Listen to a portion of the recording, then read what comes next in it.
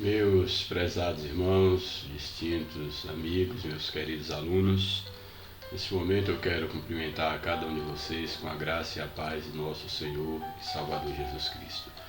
Eu dou graças a Deus por mais uma oportunidade que Ele me concede de poder voltar a comunicar com cada um de vocês para postar comentário de mais uma das nossas lições da CPAD. Hoje nós temos o privilégio de estarmos estudando uma lição muito importante, a lição de número 8, de 25 de agosto de 2024.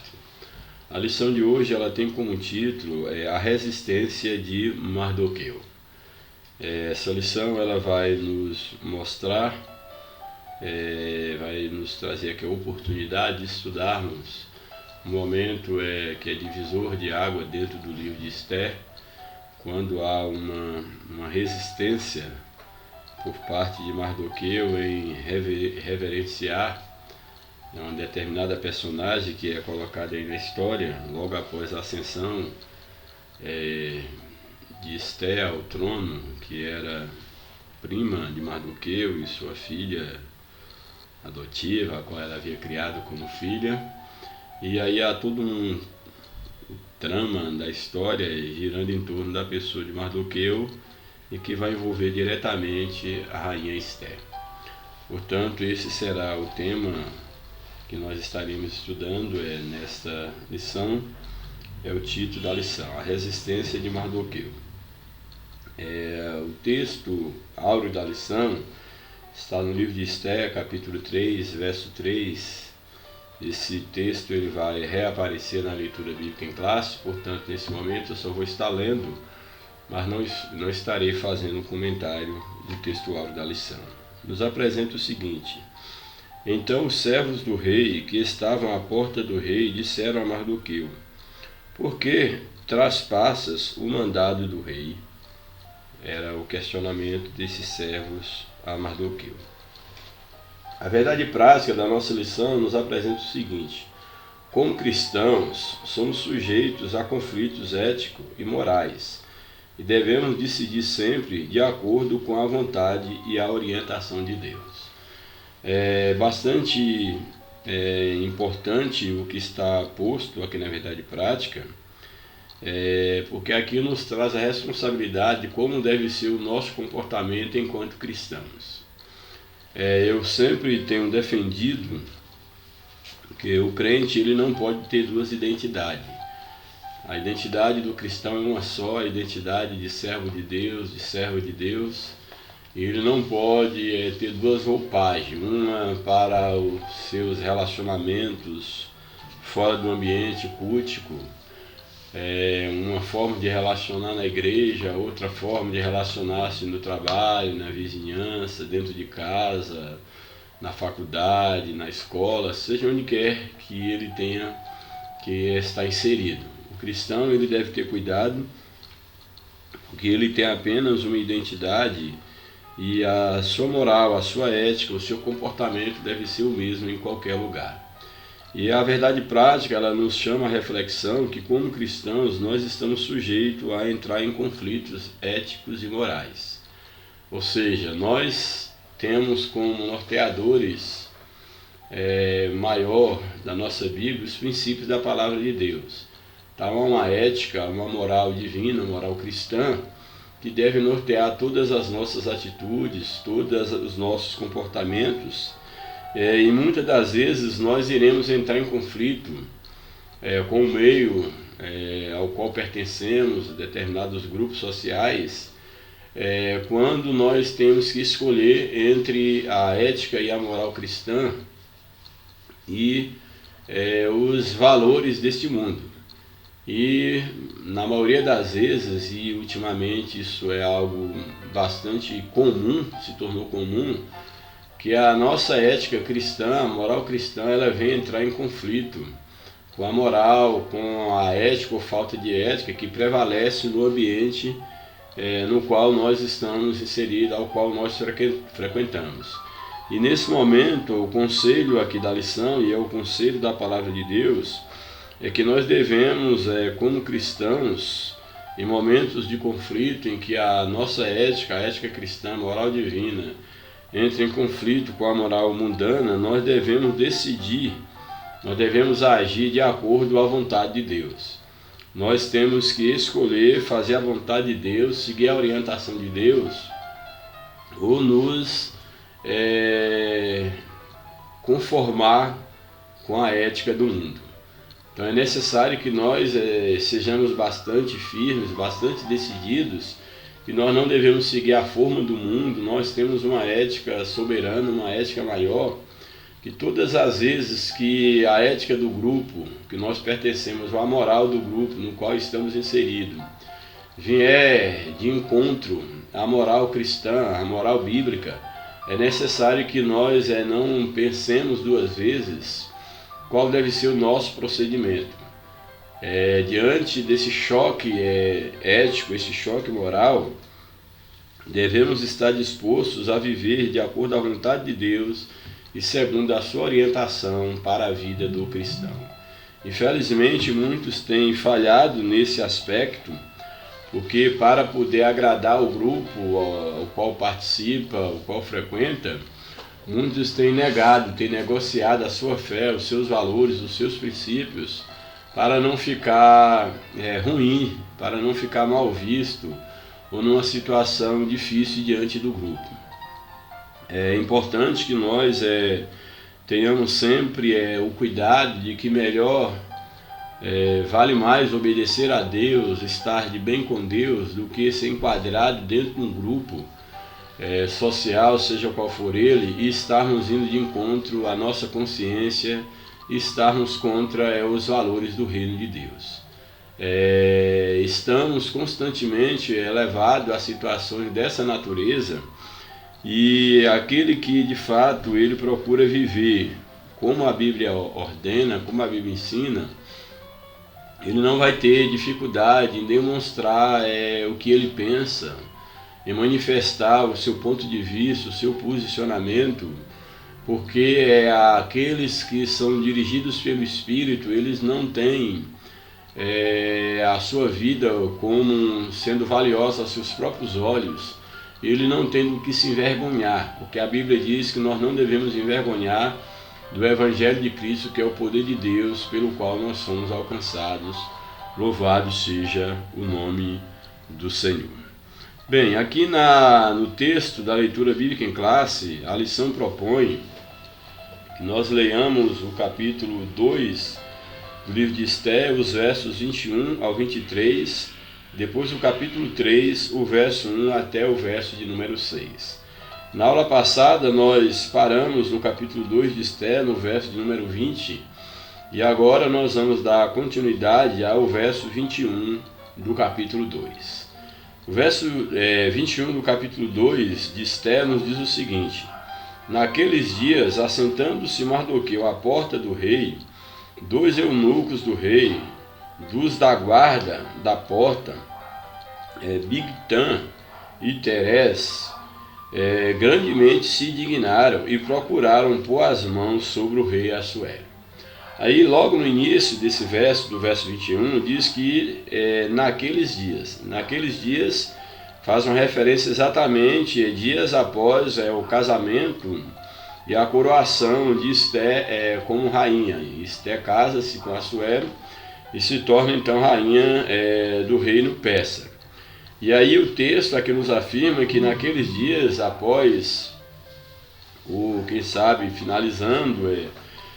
certamente finalizando os banquetes, as festividades, Mardoqueu ele circulava ali pela porta, no pátio, ali na porta do rei, e ele procurava sempre obter informações de como estava Esther, de como as coisas estavam acontecendo.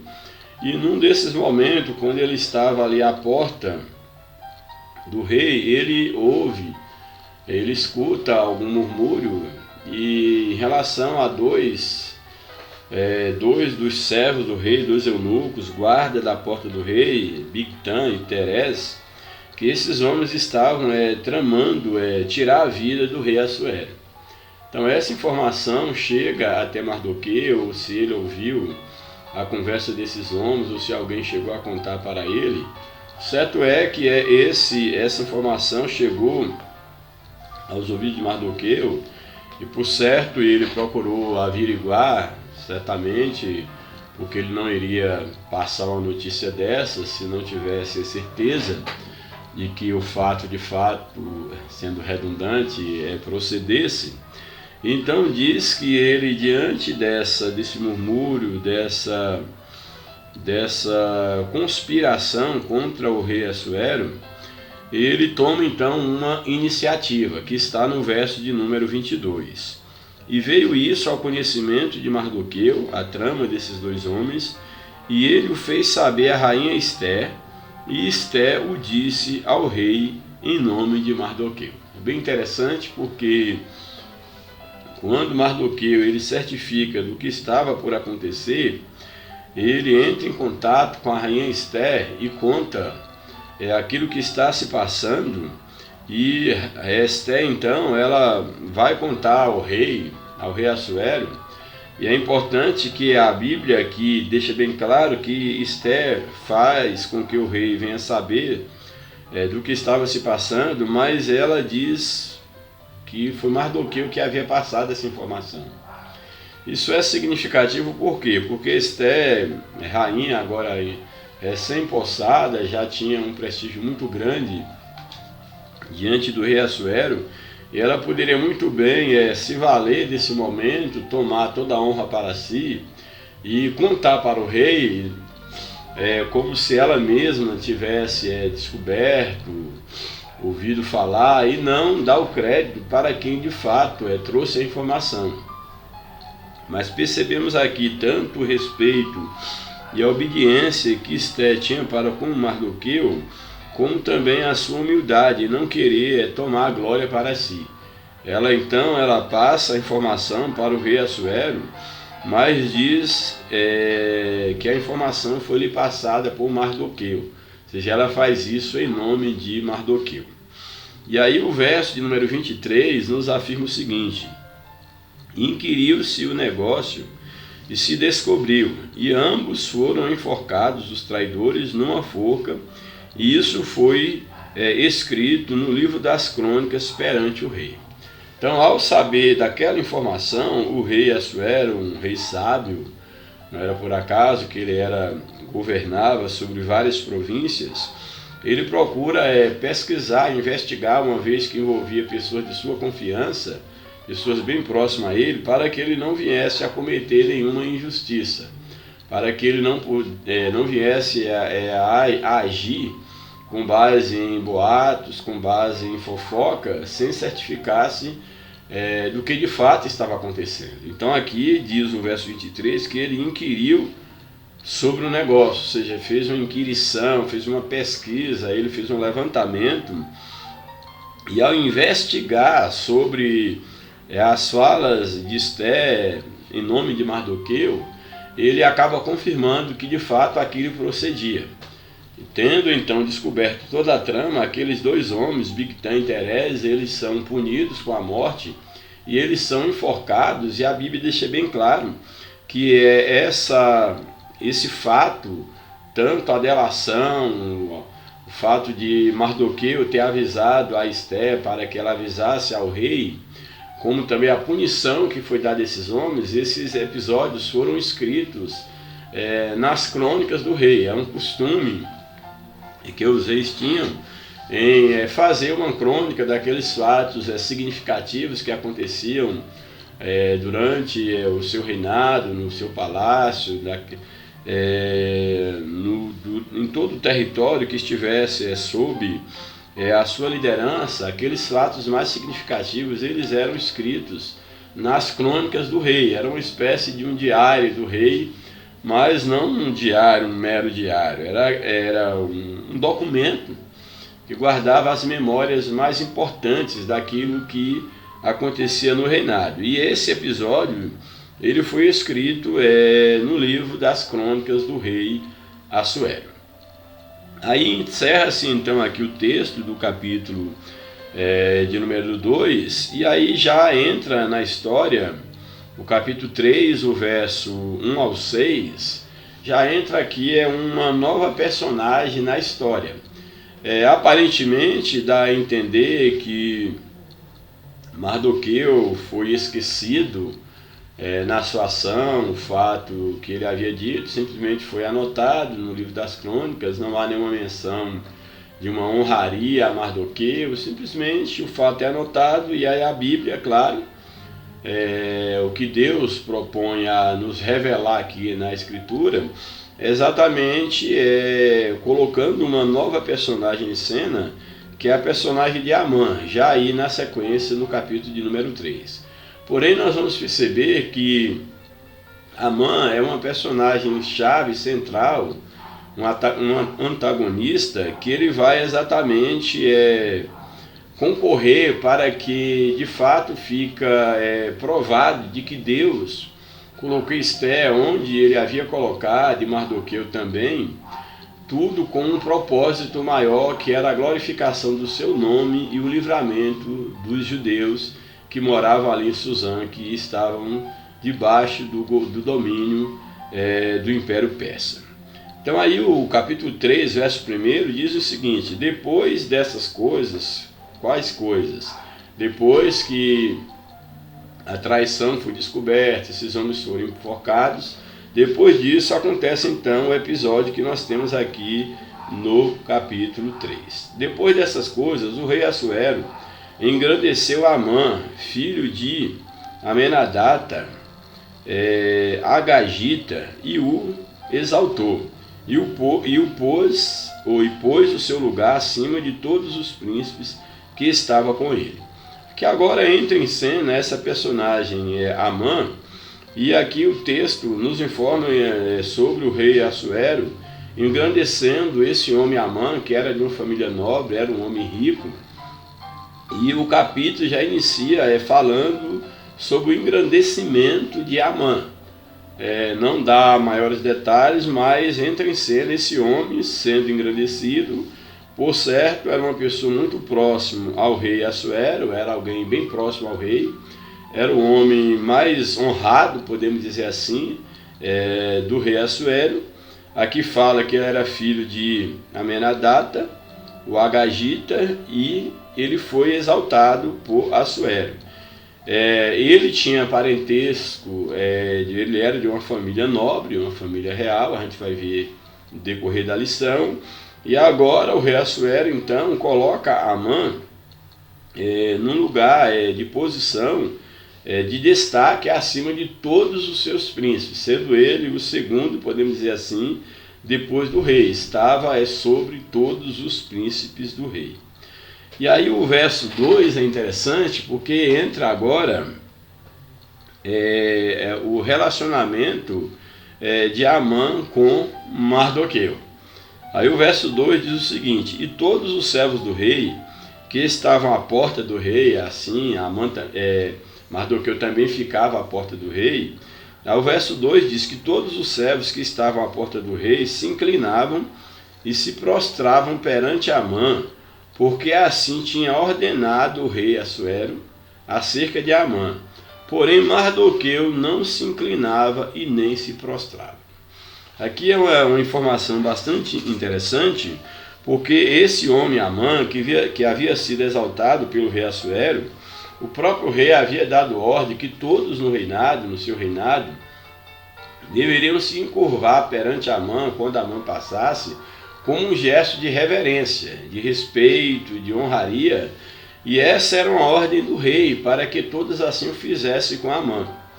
Porém, aqui o texto deixa bem claro que quando Amã passava ali no local onde estava o servo do rei, à porta do rei, diz o texto que Mardoqueu, ele não se inclinava, ele não se prostrava diante de Amã.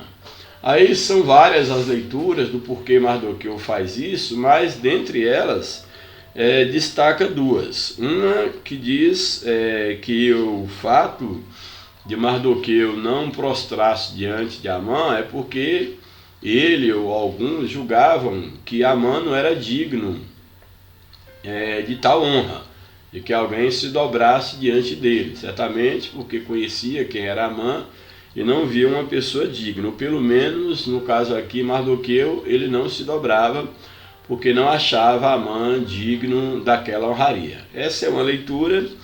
E aí uma segunda leitura, que eu acho que é a mais plausível, diz respeito à questão religiosa. Uma vez que Mardoqueu, ele era um judeu temente a Deus, dentro da religião judaica, isso era um ensino bíblico, lá desde a lei mosaica, e bem antes disso, mas a lei mosaica deixava isso sistematizado, que o homem não deveria se dobrar diante de nenhum homem, a não ser diante de Deus. Somente a Deus deveria servir, somente a Deus deveria prestar culto, e se encurvar diante de um homem, era algo impensável para um verdadeiro judeu. Nós temos aí outros exemplos na Bíblia, também os companheiros de Daniel, por exemplo, Mesaque, Sedraque e Abdenego, eles não se curvaram diante da estátua do rei, quando era uma ordem para que todos assim fizessem, eles não fizeram, eles foram lançados na fornalha de fogo ardente. Portanto, não é a primeira vez e não era costume de um judeu fazer isso, muito menos agora dentro desse contexto, tanto no contexto dos amigos de Daniel, quanto no contexto aqui de Esther, de Mardoqueu, que era um contexto de exílio.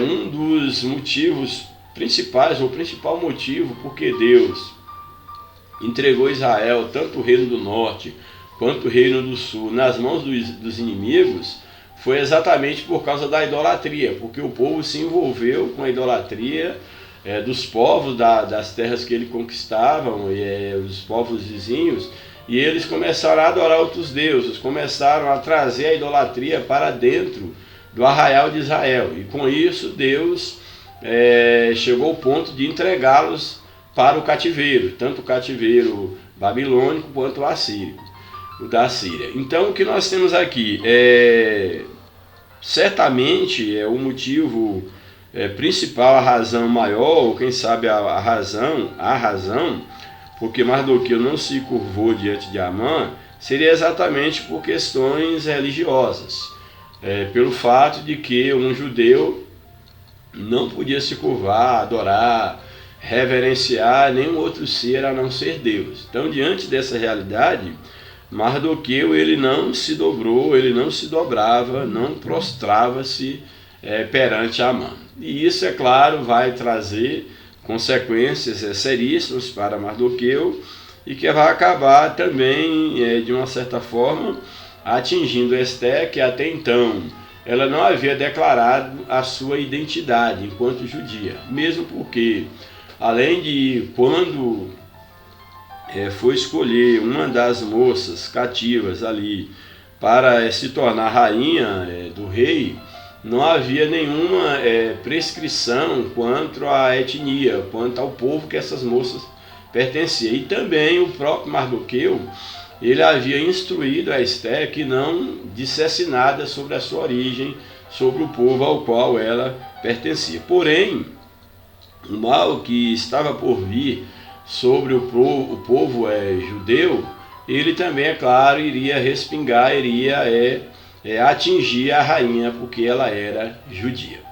Então aí o verso de número 3, que é o verso do texto áureo, aqueles servos que estavam à porta do rei, assim como Mardoqueu, vendo a atitude de Mardoqueu, eles então chamam a atenção de Mardoqueu para o perigo que ele estava correndo e a afronta que ele estava causando não só a Amã, mas ao próprio rei. Então os servos dizem para Mardoqueu. Então os servos do rei que estavam à porta do rei disseram a Mardoqueu: por que traspassas o mandado do rei? Por que você não obedece o mandado do rei? Eles perguntam para Mardoqueu. E aí o texto, logo na sequência, dá a entender que esses servos, observaram durante vários dias que Mardoqueu continuava sem se dobrar diante de Amã. E eles acabaram relatando o fato para Amã. Aí o verso de número 4 nos diz o seguinte: Sucedeu, pois, que dizendo-lhe eles isso dia em dia, e não lhes dando ele ouvidos, o fizeram saber a Amã, para verem se as palavras de Mardoqueu se sustentariam, porque ele lhes tinha declarado que era judeu. Ou seja, quando Mardoqueu é questionado porque ele não se prostrava diante de Amã, porque ele não obedecia o mandado do rei, ele acaba tendo que justificar porque ele não fazia aquilo. E agora aqui fica bem mais claro que o que levava Mardoqueu a fazer aquilo era exatamente por causa da sua religião, porque ele era um judeu, e um judeu não poderia prostrar-se diante dos homens. Então, de tantos homens inquirir, Mardoqueu acabou dizendo que ele era um judeu, e como judeu ele não poderia fazer aquilo. E então aqueles homens, eles contam para Amã o que estava acontecendo, e não só diz em relação à atitude de Mardoqueu em não se dobrar diante de Amã, mas também eles vão dizer, por certo, Amã percebia que Mardoqueu não estava se dobrando, ou se caso não tivesse percebido agora ele estava sabendo, mas esses homens, a Bíblia não fala qual o interesse deles, talvez, quem sabe, para poder receber algum benefício, algum favorecimento da parte de Amã, mas o certo é que eles, além de contar o fato de que Mardoqueu não estava fazendo caso de Amã e nem da palavra do rei, ainda dizem que Mardoqueu era um judeu. O que a gente percebe logo na sequência, que havia, no mínimo, por trás dessa fala, toda um projeto maligno para poder alcançar agora não só Mardoqueu, mas para poder alcançar o povo de Deus, os judeus. E diante dessa informação, a Bíblia vai deixar bem claro aí no verso 5, que Amã ele vai arder em ira, e a sua ira não vai ser só contra Mardoqueu. Ele vai irar-se contra o próprio povo judeu que estava ali no império. Então o verso de número 5 diz o seguinte: vendo, pois, Amã que Mardoqueu não se inclinava, aí isso chamou a atenção de Amã para Mardoqueu. Se ele até então não percebia, agora ele voltou a atenção para Mardoqueu. Então ele continuou passando certamente pela porta do rei, e ele percebeu que de fato Amã, Mardoqueu, não se prostrava diante dele. Isso ficou confirmado. Então aí o verso 5 diz, vendo, pois, Amã que Mardoqueu não se inclinava nem se prostrava diante dele, Amã encheu-se de furor. Ele ficou furioso contra Mardoqueu. E aí o verso 6 nos apresenta que a fúria de Amã foi tão grande que ele não se contentou em querer punir apenas Mardoqueu. Uma vez que lhe foi informado qual era o povo de Mardoqueu, ele projetou fazer mal não só a Mardoqueu, como também ao seu povo, ao povo judeu. Aí o verso 6 nos diz o seguinte: porém, em seus olhos, ou seja, aos olhos de Amã, teve em pouco pôr as mãos só sobre Mardoqueu. Então, ele punir Mardoqueu, para ele era muito pouco. Ele queria fazer bem mais. Aí o texto apresenta, porque lhe haviam declarado o povo de Mardoqueu. Então, ele, uma vez que havia dito que Mardoqueu era judeu, ele não achou suficiente apenas punir Mardoqueu. Amã, pois, procurou destruir todos os judeus que havia em todo o reino de Assuero ao povo de Mardoqueu. Então Amã projetou no seu coração que além de Mardoqueu, ele iria destruir todos os judeus que estavam ali no reino de Assuero. Ou seja, todos os judeus deveriam ser destruídos. Esse era o desejo, era o plano maligno do coração de Amã. Então aí o texto, ele propõe a leitura do texto bíblico só até aqui, falando sobre a resistência de Mardoqueu, essa resistência a Amã, porque a próxima lição da próxima semana vai falar agora sobre Amã colocando o seu plano em ação para poder destruir a vida de Mardoqueu e de todos os judeus. Portanto, a leitura bíblica em classe dessa semana a gente encerra por aqui. O comentário da lição nos apresenta o seguinte: a ascensão de Esté ao trono foi celebrada com grande festa. Assuero decretou feriado e se mostrou muito generoso, distribuindo presentes aos seus súditos. Mesmo na condição de rainha, Esté permaneceu obedecendo a Mardoqueu. Não revelou a ninguém que era judia. Havia muito o que acontecer na corte: conspiração, inveja, tramas. A história continua. Então aqui nós vemos que ao Esté chegar ao trono, houve uma celebração muito grande, porém, mesmo estando na condição de rainha, a Esté ela mantinha a obediência, as observâncias que Mardoqueu havia lhe passado.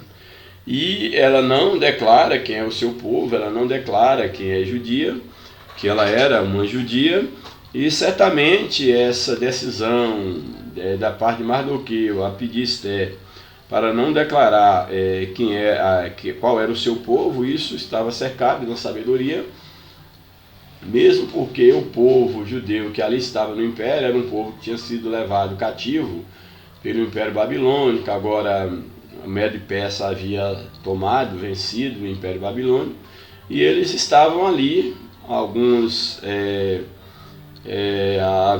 a gente vai ver a história, alguns dentre os judeus receberam permissão de voltar para a sua terra, muitos não quiseram voltar, e muitos continuaram ali no Império.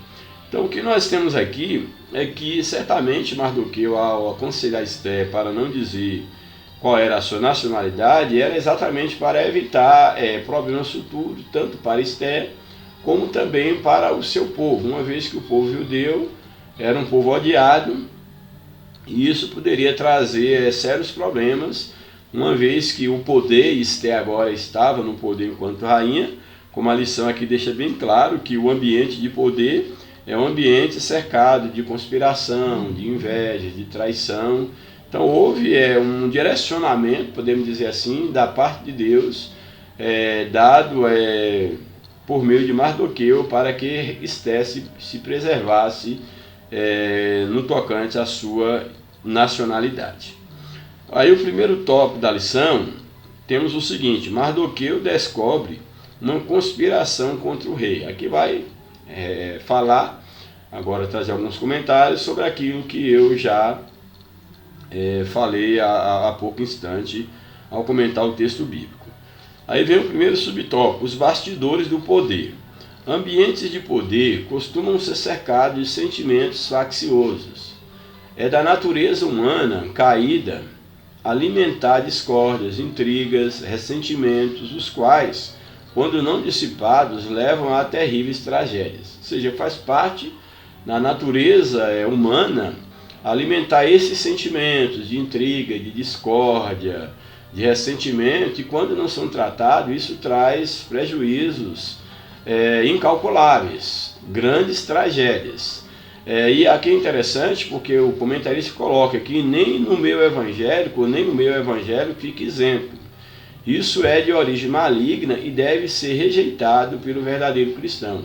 Tiago, por exemplo, no capítulo 3, o verso 14 ao 18, ele vai falar sobre esses sentimentos de facção, de inveja, e ele vai dizer que tudo isso é maligno e não deve ter lugar no meio do povo de Deus.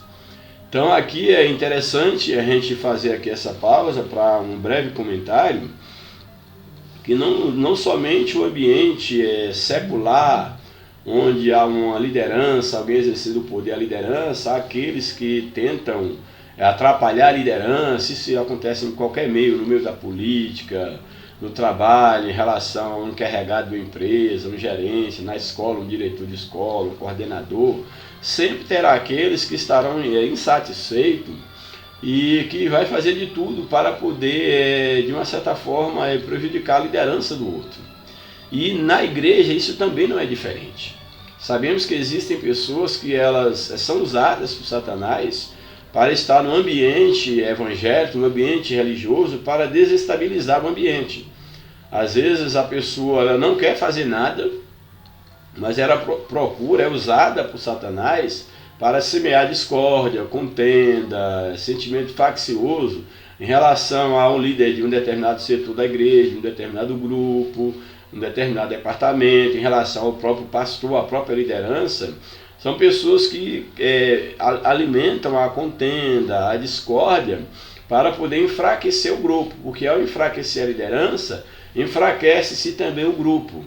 É claro que se um líder ou um líder tanto de igreja como de qualquer grupo estiver fazendo algo que não condiz com a fé cristã, não condiz com o seu papel enquanto líder, ele deve sim ser chamado a atenção, com sabedoria, com amor, de preferência não ser exposto diante de todo mundo para não tirar a sua autoridade, mas ele deve sim ser confrontado à parte, em particular, para que ele possa mudar de atitude, mas jamais você querer constrangê-lo diante de todo mundo ou dividir o grupo. Isso não contribui em nada, isso não contribui absolutamente em nada. Então é sábio por parte daquele que percebe que a liderança está falhando em alguma coisa, procurar o líder, chamá-lo à parte e aconselhá-lo. Se ele tiver humildade para ouvir, bem, se ele não tiver, certamente o trabalho vai fracassar e ele também há de pagar o preço, por falta de liderança e por não ouvir o conselho do outro, mesmo porque a Bíblia diz que, se tratando mais especificamente da igreja, que é aquele que exerce a liderança, ele não deve agir como dominador do rebanho. Ele não pode agir como se ele fosse dono do rebanho, mas ele tem que estar disposto a também ouvir o conselho, a ser aconselhado, a ser instruído. E isso serve para qualquer liderança. Quem lidera achando que é dono dos liderados, ele não é um líder, ele é um chefe. E um chefe as pessoas não obedecem por questão do respeito. As pessoas às vezes fazem o que ele manda por medo e não por respeito. Então há uma diferença muito grande entre você gozar do respeito das pessoas porque você é um bom líder e as pessoas terem medo de você porque você é o chefe, você tem o poder nas mãos. Então há uma diferença muito grande. Então aqui o que a Bíblia aconselha é que não deve existir esse sentimento faccioso, de divisão, de discórdia dentro da igreja, porque esse é um sentimento maligno. Isso vem do coração de Satanás, isso destrói a comunhão do povo de Deus. Esse é o conselho bíblico aí em Tiago 3, 14 a 18. Aí a lição prossegue. Nos dias de Assuero, 2 dos seus guardas, Bigtan e Teres, ficaram muito indignados contra o rei e tramaram assassiná-lo. Mardoqueu trabalhava junto à porta do palácio e ficou sabendo do plano. Fiel ao rei, contou a Esté para que o avisasse, e ela o fez em nome de Mardoqueu. O fato de ter sido promovida a uma posição elevada não envaideceu Esté. Ela não se envergonhou do primo de Mardoqueu e nem aproveitou da informação para projetar ainda mais o próprio nome. Além de permanecer obedecendo a Mardoqueu, transmitiu ao rei a informação, dando-lhe o devido crédito, ou seja, dando a Mardoqueu o crédito pela informação. Ela não quis roubar a cena. Isso aqui é muito interessante, a postura humilde, ética de Esté para com o rei e para com o seu primo Mardoqueu. Aí o subtópico 2 vai nos mostrar a investigação sobre o fato que foi então passado para o rei por meio de Esté. A investigação. A atitude de Esté se revelou não apenas eticamente correta, mas também revestida de prudência. Embora possivelmente talvez ela não imaginasse, houve uma investigação prévia para apurar a informação, descobrindo-se que, de fato, havia um plano homicida em andamento. Então houve uma investigação, o rei não agiu simplesmente porque Esté falou e vamos lá punir, não. Foi averiguar o caso e, de fato, se confirmou que havia esse plano para poder matar o rei. Bigtan e Teres foram enforcados. Mardoqueu certamente buscou certificar-se da conversa que ouviu antes de transmitir a Ester. O rei, mesmo ouvindo da rainha, teve o cuidado de apurar a informação. É uma questão de justiça. Nesse ponto, Assuero agiu como um líder sensato e não exerceu o poder de forma precipitada. Um bom líder, antes de punir, antes de tomar alguma iniciativa, fazer alguma correção, ele primeiro procura averiguar os fatos, porque ele tem que ser justo, ele não pode agir com base em fofocas. Quantos têm se dado mal e causado grande prejuízo a outras pessoas, ao grupo e à própria igreja, ou a qualquer um setor que ele lidera, exatamente porque toma atitudes com base na fofoca, não procura certificar-se dos fatos para não cometer injustiça. Assuero não cometeu injustiça, ele procurou então averiguar bem os fatos para não exercer assim de forma precipitada o seu poder. Mesmo sendo confiáveis as fontes, como no caso de Mardoqueu e Ester, é conveniente que se busque comprovar toda a acusação para não cometer injustiça, é o que a Bíblia nos ensina. Agir com base apenas no ouvir dizer estimula fofocas e torna o líder suscetível a manipulações. Isso aqui é muito importante.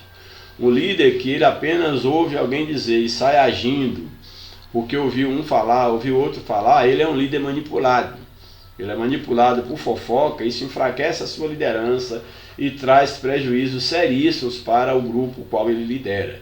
É necessário que aqueles que lideram tenham cuidado de não serem manipulados por fofoqueiros, que ele tenha cuidado em, de fato, averiguar os fatos para poder agir de forma justa, de forma correta. O subtópico 3, o registro dos fatos.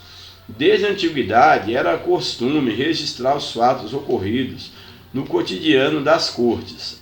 As crônicas do rei ficavam arquivadas para serem consultadas. Em dado momento que o rei quisesse relembrar algum fato, ou saber o que havia acontecido no seu reinado, ele pegava aquelas crônicas e havia alguém que lia para o rei, ou o próprio rei lia essas crônicas, como uma forma de trazer à memória os fatos importantes ocorridos no seu reinado.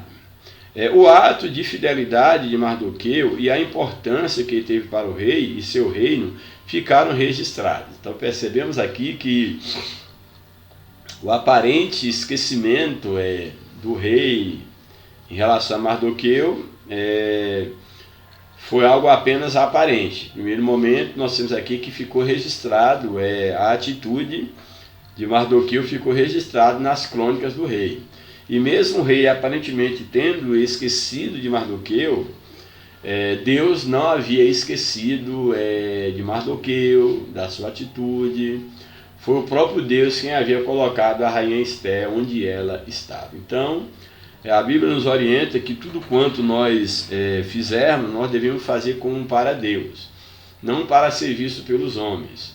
Mardoqueu fez isso porque era justo.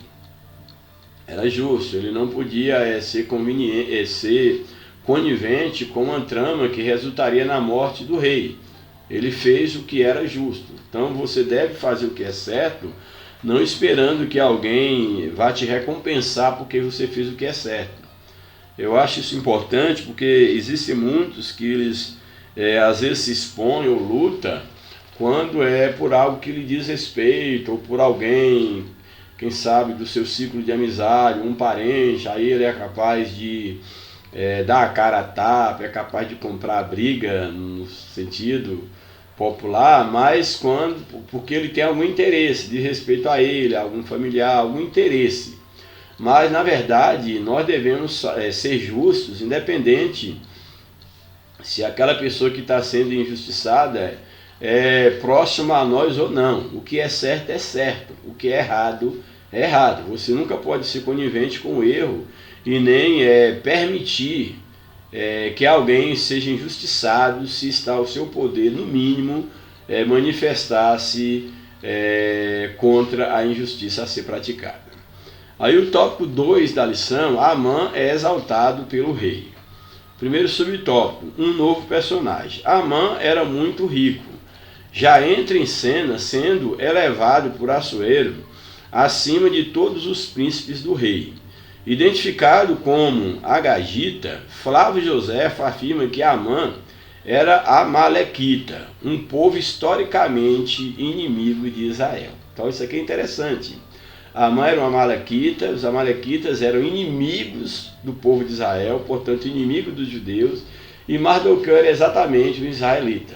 Mardoqueu era um judeu, portanto Amã, descobrindo que Mardoqueu não se prostrava diante dele, que era uma afronta, descobrindo que Mardoqueu era judeu, era um israelita, que era inimigo dos seus ancestrais, muito mais foi o ódio de Amã contra Mardoqueu. Então era um ódio histórico em relação à briga entre gerações, nações. Bem, então Amã ele era um amalequita que era inimigo do povo de Israel. O termo Agagita costuma ser associado a Agag, o rei dos amalequitas, que é mencionado em 1 Samuel. Versões bíblicas, como a Nova Versão Internacional e a Nova Tradução da Linguagem de hoje, apresenta Amã diretamente como descendente de Agag, os reis dos amalequitas. Então, segundo alguns textos, algumas versões bíblicas, Amã é descendente do rei que foi inclusive morto por Samuel, que era um rei amalequita. Então, como descendente desse rei, imagina, o motivo para a fúria e diabo colocar no coração de Amã era bem maior, porque além de ser alguém que, Mardoqueu, alguém que o desprezava nesse sentido de não prostrar diante dele, faz parte de um povo que é inimigo seu e de um povo que matou um parente seu, que era um rei amalequita. Então aí o cenário para a complicação de Mardoqueu e do seu povo já estava todo armado. Subtópico 2, um herói aparentemente esquecido. Quer dizer, falando sobre Mardoqueu, que foi um herói aparentemente, aqui entre parênteses, esquecido. O texto não nos informa o motivo da exaltação de Amã. Enquanto isso, nada mudou para Mardoqueu. Apesar de seu ato heróico, nada havia mudado, ele continuava na mesma posição. Enquanto Amã entra em cena aqui sendo exaltado. Tornou-se um herói aparentemente esquecido. É preciso ter sabedoria e prudência para viver momentos de aparente injustiça. Isso aqui eu acho interessantíssimo. Você não deve fazer nada esperando ser visto pelo homem, e você deve sempre aguardar o tempo de Deus. Quantos homens de Deus na Bíblia, eu diria que quase todos ou todos, tiveram um chamado da parte de Deus, mas eles foram aparentemente esquecidos pelo homem. Nós temos o caso, por exemplo, de José. José tinha sonhos, tinha promessas da parte de Deus, que ele, nas suas visões, o seu pai, sua mãe, seus irmãos se curvando perante ele ainda adolescente, mas percebemos que exatamente por causa desse sonho, dessas promessas, José acabou sendo odiado por seus irmãos e sendo vendido como escravo. Tentaram matá-lo, depois venderam como escravo. Mas no tempo certo, depois de muito tempo, José é levado, ele chega à casa de um oficial do rei. Lá ele parece prosperar, porque tudo que ele colocava à mão, tudo ia bem nas mãos de José, e foi entregue à casa de Potifar para que ele fosse o mordomo daquela casa. Mas logo o inimigo se levantou com uma acusação, com uma cilada, e José foi parar no cárcere. Quando parecia que as promessas estavam se cumprindo, ele foi parar no cárcere.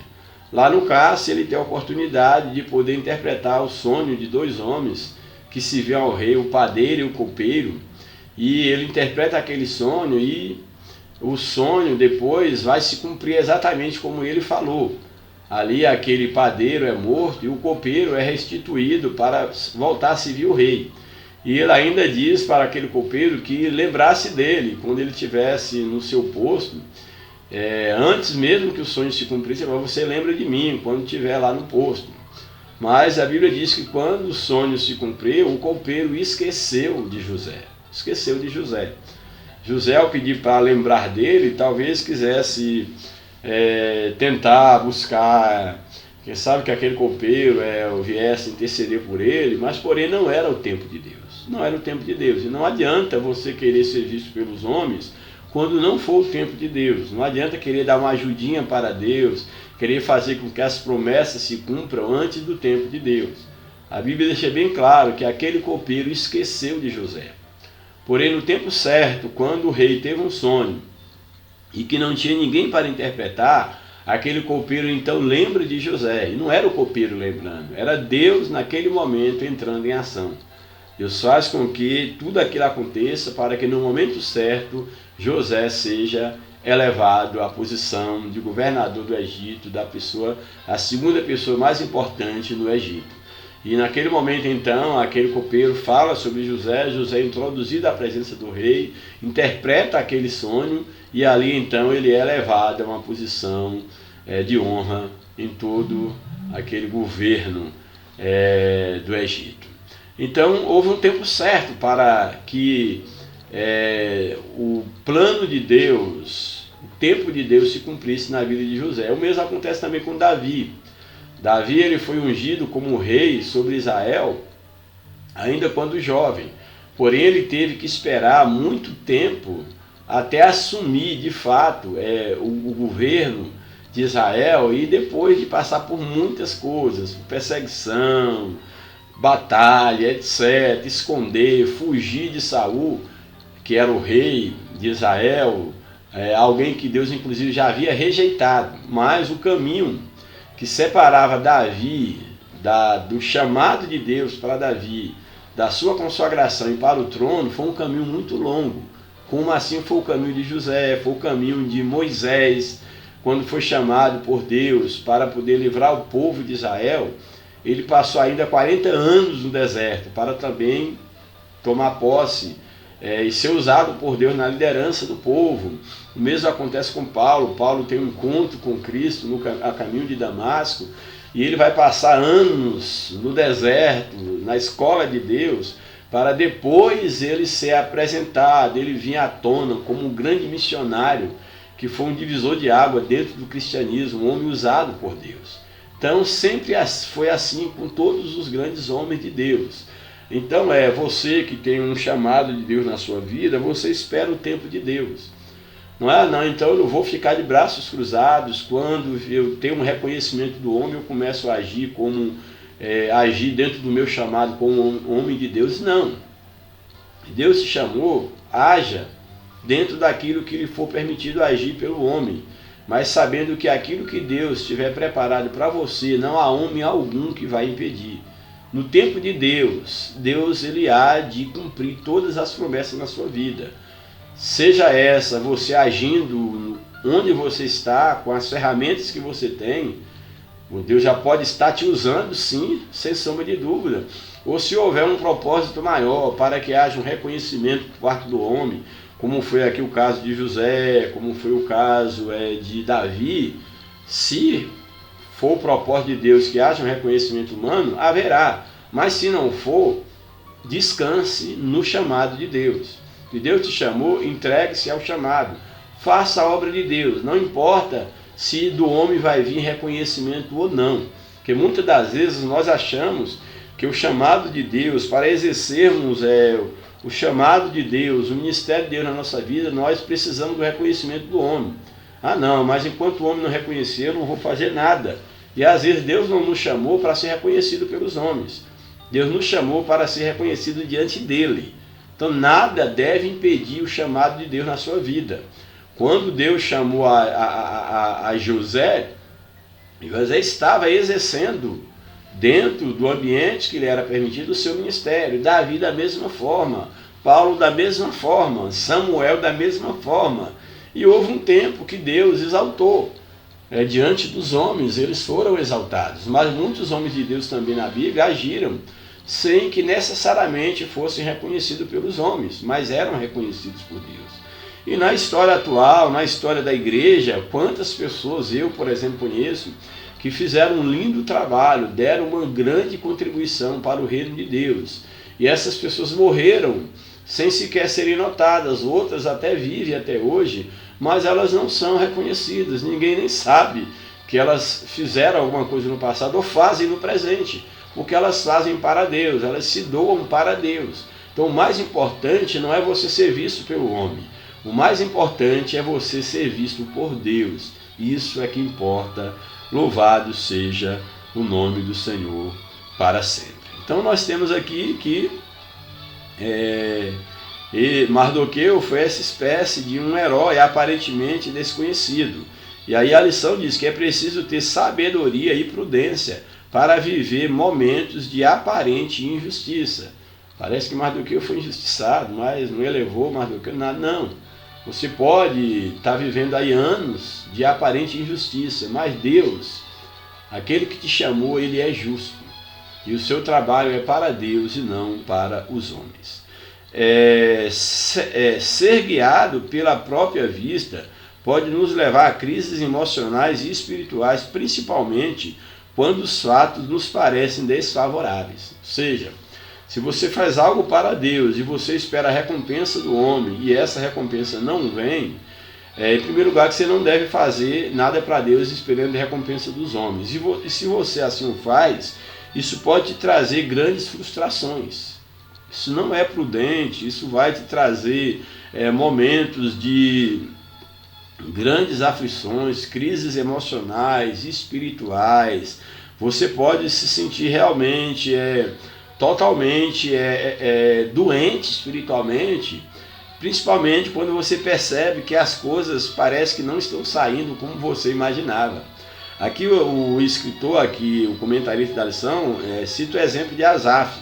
Asaf quase se desviou olhando para a prosperidade dos ímpios. O Salmo de número 73 conta-nos a história de Asaf. Asaf, ele é um homem temente a Deus, e ele começa a observar que o ímpio ia sempre de melhor a melhor, e o ímpio e o justo sofria tanto. Então ele olhava assim, ele como justo procurava fazer a vontade de Deus, lavar as suas vestes na justiça, e o ímpio prosperando e ele sempre se dando mal na vida, como acontece às vezes, aparentemente. E ele começou a ter inveja do ímpio. Ele chega até a ponto de dizer que em vão ele lavou as suas mãos na justiça. Mas quando ele começa a questionar, ele diz que só em pensar em fazer diferente, em ser antiético com a sua postura de temor a Deus, só em pensar nisso ele já se sentia um pecador, que ele feria a geração dos seus pais só em pensar em agir injustamente. Mas ele não entendia porque o ímpio ia de mal a pior. Mas Deus, no momento quando Asaf estava para sucumbir diante dessa crise existencial, a Bíblia diz que Deus conduz Asaf, ele entra no templo de Deus, e aí Deus descortina diante de Asaf qual é o fim dos ímpios, que eles são colocados em lugares escorregadios, que a queda do ímpio ela é certa, ela é fatal. Ou seja, Deus teve misericórdia de Asaf, e ele pôde perceber que a aparente prosperidade do ímpio não passa de uma aparência mesmo, é uma grande ilusão. Portanto, não aposte o seu futuro, a sua vida, as suas expectativas naquilo que depende do homem. Você deve depender inteiramente de Deus. O exemplo de Mardoqueu nos apresenta um cenário que poderia ter sido ter tido o mesmo desfecho. Se ele, no caso, alimentasse e entrasse pelo caminho de Asaf, Asaf quase ia perecendo. Mas Deus teve misericórdia de Asaf. E Mardoqueu ele não se incomodou com isso. Ele ficou no seu lugar porque ele sabia muito bem que Deus tinha um propósito maior em todas as coisas. Subtópico 3. Evitando frustrações. Quando nutrimos altas expectativas, nos tornamos sujeitos a muitas frustrações. Quando você aposta demais no homem, você vai sofrer muitas desilusões, muitas frustrações. Por isso, faça as coisas e coloque tudo nas mãos de Deus. Porque Deus ele conhece a nossa vida e Deus ele não nos decepciona. mesmo porque nós não fazemos nada esperando receber nada em troca, porque nós somos eternos devedores a Deus por tão grande salvação. Louvado seja o nome do Senhor. Mardoqueu era servo do rei, mas não tinha acesso direto ao palácio. Para alertar Assuero da conspiração, precisou que Esté levasse a informação. Mardoqueu não pertencia ao primeiro escalão real e permaneceu exercendo a mesma função de antes, não se abalando emocionalmente, não entrando em crise porque o rei não o honrou. A Bíblia nos ensina a nos contentar com o que temos e não viver ambicionando coisas altas demais para nós. Isso aqui é muito interessante. Existem pessoas que elas ambicionam terem coisas altas para as quais elas mesmas não estão preparadas. Deus, ele nunca vai te colocar numa posição se você não tiver condição de estar lá. A Bíblia diz, inclusive, que nós não devemos pensar de nós mesmos além da medida da nossa fé. Quantas vezes nós ambicionamos determinados postos na igreja, no meio religioso, mas eu queria ser isso, eu queria estar liderando tal grupo, eu queria ser um líder de jovens, de senhores, de senhoras, eu queria ser o pastor, isso, aquilo, outro, mas você deve se contentar com aquilo para o qual Deus te chamou. Deus coloca cada um no lugar certo, segundo a medida da sua fé. A fé aqui é o seu relacionamento com Deus. Deus prepara cada um para um propósito. A Bíblia fala sobre os talentos que foram divididos de formas desiguais para pessoas diferentes. Um recebeu um talento, outro recebeu 2, outro recebeu 5 talentos, se não me falha a memória, e cada um trabalhou com os talentos que tinha. Isso é importante por quê? Porque Deus, ele nos capacita, ele entrega sob nossa responsabilidade aquilo para o qual nós estamos espiritualmente preparados. Essa é a ideia de não pensar além da medida da fé. Se você não está preparado espiritualmente, a fé diz em relação ao nosso contato com Deus, a nossa relação com Deus, ao nosso preparo espiritual, se você não tem preparo para ser um líder de um pequeno grupo, por que você quer correr atrás disso? Se Deus não te chamou para líder, te chamou, quem sabe, para ajudar, auxiliar, por que não se contentar com o chamado de Deus? Não existe nada mais importante na vida do homem e da mulher que serve a Deus, ter consciência de que onde ele está foi porque Deus o colocou ali. Não foi porque ele puxou o tapete de alguém, ou barganhou, ou apadrinhou, ou usou aí de meios ilícitos, praticando aí inclusive o nepotismo, a simonia, para poder alcançar algum posto, alguma posição, seja no trabalho, seja na igreja, seja lá onde quer que seja. O bom mesmo é você ter consciência que você está onde está, porque Deus te colocou ali. Porque pelos méritos de Cristo você foi colocado no lugar onde você está. Isso é muito importante, muito importante. Portanto, o texto ele diz exatamente, e a Bíblia aqui nos ensina, que devemos contentar com o que temos e não viver ambicionando coisas que são altas demais para nós, para as quais nós não estamos preparados para com elas conviver. Considerar merecer mais do que tem gera constante insatisfação e não contribui em nada para o nosso progresso. Louvado seja o nome do Senhor. Por fim, o último tópico da lição, o tópico 3, a resistência de Mardoqueu e o ódio de Amã. Esse é o último tópico da lição. Primeiro subtópico, reverenciado por todos. Assuero ordenou que todos os seus servos se curvassem, se prostrassem diante de Amã. Mardoqueu não se curvava nem se prostrava, como já vimos. Há distintas opiniões quanto aos motivos que o levaram a agir assim. De acordo com a Bíblia do Instituto Pentecostal, Mardoqueu recusou-se a se inclinar diante de Amã por lealdade a Deus. Tudo indica que a homenagem prestada a Amã pelo servo do rei e por outros ou era imerecida, que é uma dedução, segundo aqui a Bíblia diz, ele não merecia, ou era um conflito, ou conflitava com atos religiosos, que é o que mais eu defendo. ou conflitava com atos religiosos que os judeus reservavam exclusivamente à adoração a Deus, como era o caso de prostrar-se, só prostrar diante de Deus.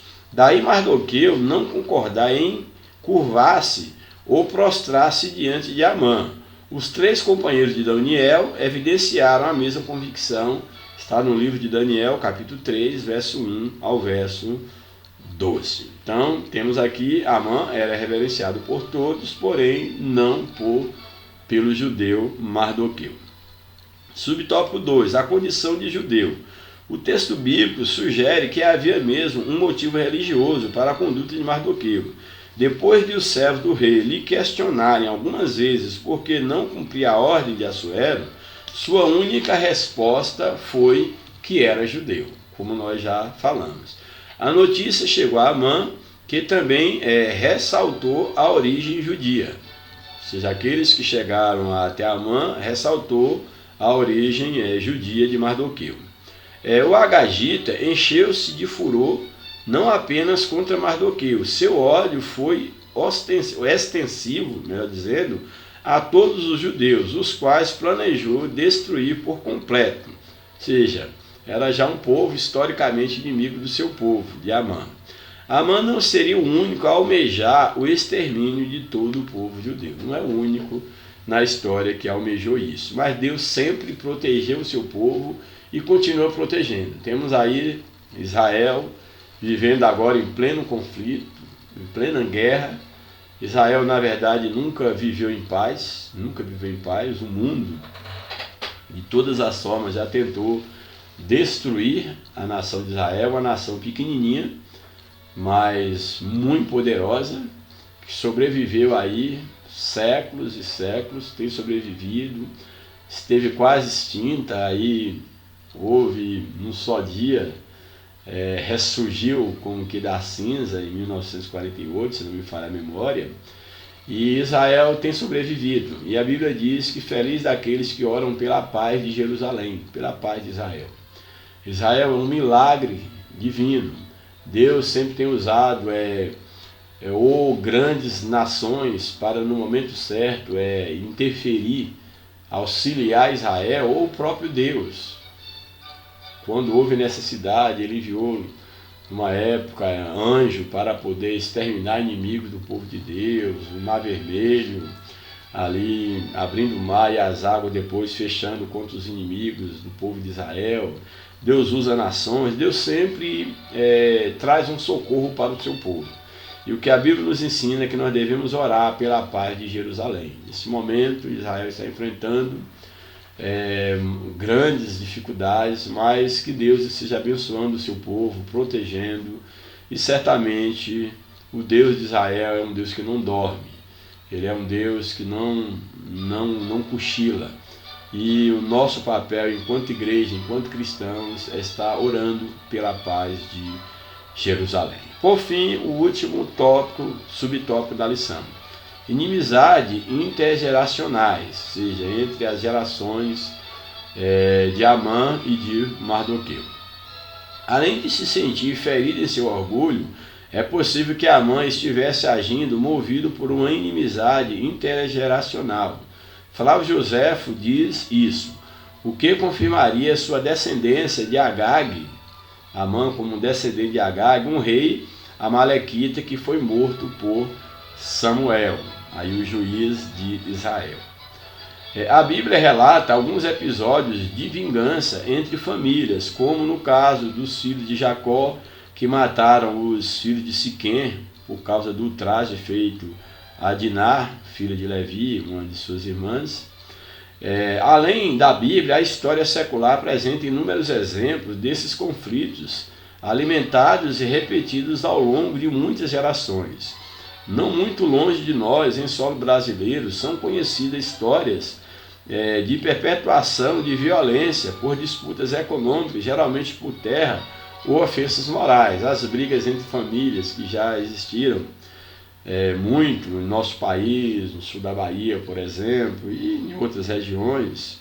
Hoje já diminuiu tanto, mas ainda existe, mas no passado isso era bem mais ainda. A vingança não nos pertence. A Bíblia diz que na ira do homem não se manifesta a justiça divina. Então a vingança pertence a Deus. Como filhos de Deus, devemos perdoar e buscar a paz. A Bíblia diz que no que depender de nós temos que ter paz com todos os homens, inclusive com os nossos inimigos. Nós não podemos impedir que as pessoas sejam nossas inimigas, mas nós não devemos ser inimigos de ninguém. Eu, pelo menos, não sou inimigo de ninguém. É bem possível que tenha muitas pessoas que sejam minhas inimigas, mas o que depender de mim, desde que não fira os meus princípios cristãos, eu procuro fazer de tudo para viver bem com todos. Porém, a minha fé é inegociável. Conclusão: uma das aplicações práticas da inteligência espiritual, de agir com inteligência espiritual, é não nos deixar iludir com a natureza humana. Ou seja, aquele que é sábio espiritualmente, ele não deixa se enganar com a natureza humana. Sabe que a natureza humana é maligna, que de onde você menos espera vai sair uma traição, uma afronta, uma mentira, uma fofoca. Você não pode se enganar com a natureza humana. Mas também, aqui o comentarista coloca, embora não devemos viver confiando em tudo e embora não devemos confiar na natureza humana, nos iludir na natureza humana, mas também não devemos viver desconfiando de tudo e de todos. Também não pode viver desconfiando de tudo e de todos. Tem que dar o crédito também e, ao mesmo tempo, dar a possibilidade de alguém te ferir. Mas também desconfiar de tudo e de todos vai ser impossível você viver no mundo. Então, não devemos viver desconfiando de tudo e de todos. Também não podemos deixar de ser prudentes e ignorar a malignidade do coração humano. Temos que ter prudência. O homem é maligno, ele pode nos trair. Existem pessoas que merecem confiança, outras não. Existem aqueles que a gente confia, que acha que merece, depois nos trai, porque isso é o coração do homem. O maligno pode suscitar ódio contra nós de onde menos esperamos. E eu que o diga, acho que em quase todos os meios que eu já frequentei, tanto religiosos ou não, durante aí meus 55 anos de idade, mais de 30 anos especificamente de exercendo o ministério de uma forma ou de outra, o chamado de Deus na minha vida, contar às vezes quando fui traído, quando fui usado para servir de escada para os outros, e quando eu fui ferido, eu e Deus é quem sabe. Mas sem nenhum problema, estou diante de Deus, posso olhar para o meu passado e nada me acusa de que eu em momento algum tentei atrapalhar ninguém. Fiz o que estava ao meu alcance, o que me permitiram fazer, eu fiz. Poderia ter feito mais, sem sombra de dúvida, mas até aqui eu não tenho do que minha consciência me acusar diante de Deus. Isso, graças a Deus, louvado seja Deus por isso. Mardoqueu experimentou isso, essa questão do ódio. Aqui isso é bem interessante.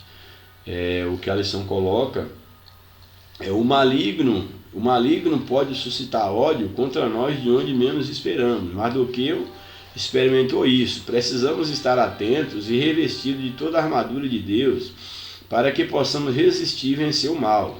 Nossa luta não é contra a carne, contra a sangue, ou seja, nossa luta não é contra as pessoas, mas é contra Satanás e as forças malignas que às vezes agem por meio das pessoas. Mas que Deus nos ajude, que Deus nos abençoe, que nós possamos aprender a fazer a vontade de Deus, independente daquilo que nós podemos tirar de proveito das nossas boas ações. Que Deus nos abençoe, oreis por nós, graça e paz.